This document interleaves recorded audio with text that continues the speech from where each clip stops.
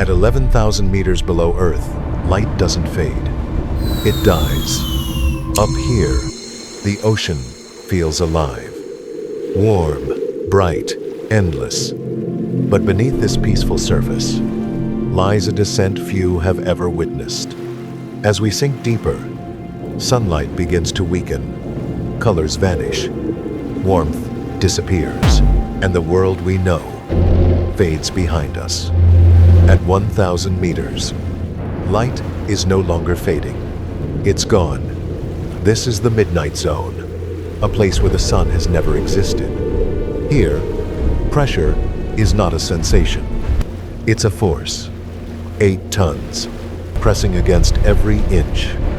Enough to crush steel like paper. And yet, something lives here.